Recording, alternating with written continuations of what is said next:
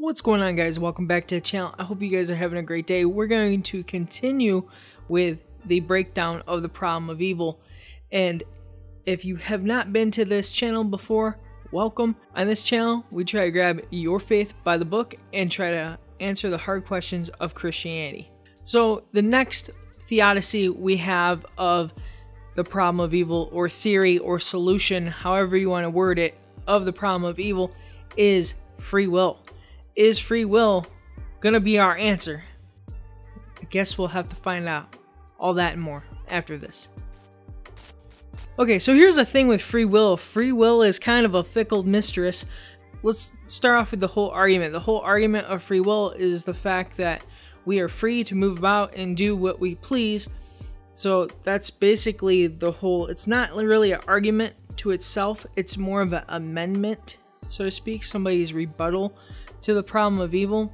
Why does God himself allow evil to happen? Well, here's the thing with free will. Free will actually removes God from being at fault. And here's why and how. So we are free beings to move about this planet and do what we will as we will.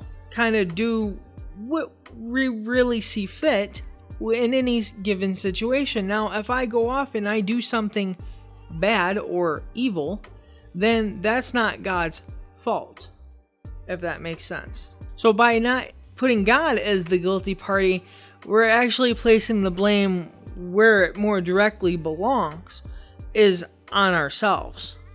If I do something bad, it's not God forcing me to do something bad, it's me choosing to do something bad. Why would God give us free will is for this reason, is he wants his creation to choose to love him and interact with him, and the greatest good we can do is have communion with God. Now, that being said, here's the flip side of that coin. The flip side is we are now entirely responsible for everything that we do, good and bad. So that means because we have free will, God can hold us accountable for our sin. We can't say, God, you caused me to do this. It's him saying, no, this is what you have chosen to do. Now, why would God give his creation free will? Why can't he just give us the ability to just only do good things? Well, the argument to that is, what good is a robot doing only what it is programmed to do? So if we only walked around programmed to love God by God himself, that would not be really love. That would be more of a puppet or a mindless slave, if you will. But this also kind of addresses the smaller evils, I guess you can say. Like, for example, the suffering of animals and stuff like that. And I know some people have mentioned that, of the cruelty of animals. Have I thought about that? And honestly, I haven't really thought about the suffering of animals really that much, because it kind of slips my mind or it gets lost in the grand scheme of things. But an argument, and I know this guy called Cosmic Skeptic, he's a really big atheist channel, he's brought this to light a lot, and he has said, well, what about the suffering animals, or the suffering of animals? What kind of God would allow that to happen? Now, here's the answer to that. Let's say a possible answer, because I don't want to say it's an answer and then there'd be a flaw, but really this was something that I kind of thought of, and as I was pondering this. So the textbook says that free will, because we have free will, we have sin. Now, I looked in Genesis 3:17, and that is where God is doling out the punishments to everything, and God's saying, look, Adam and Eve, because you've sinned, you will you'll have to work the ground, and obviously I'm paraphrasing here, but you'll have to work the ground and have painful birthing, and also the ground will no longer yield up its bounty for you. Referring to specifically Adam in this one, and you'll have to work by the sweat of your brow to get your food, right? So God says that he has cursed that ground. Now, if you look around us and you look at everything that we have, doesn't it seem like sometimes that it's fighting us when you try to do something? I know a lot of farmers in my area, and they have talked about it feels like that whatever I plant just doesn't want to grow right.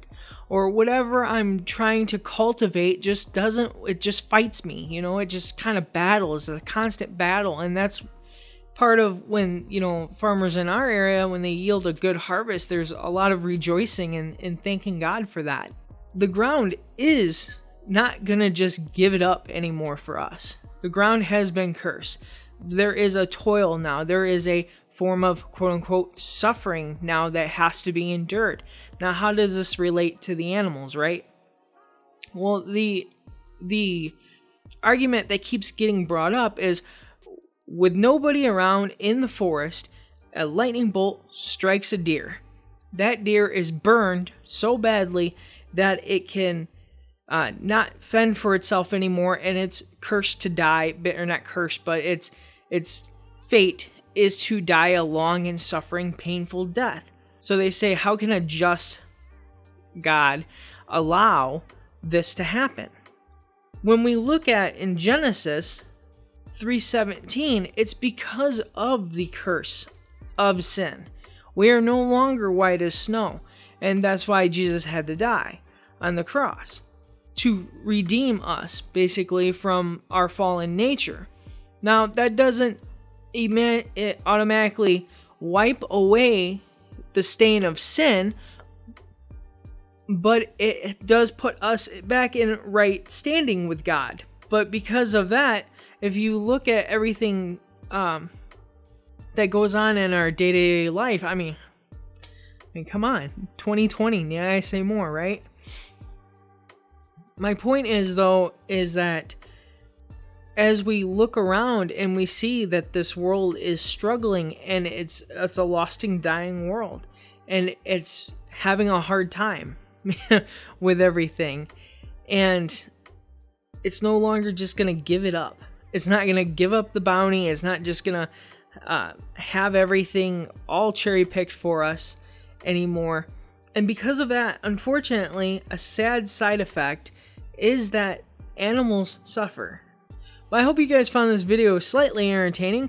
If you could go ahead and like, share, subscribe, the whole 9 yards, and watch the video that pops up next. It helps out my channel. It lets the algorithm know that, hey, I'm doing a good job, and if you agree, then go ahead and watch the next video.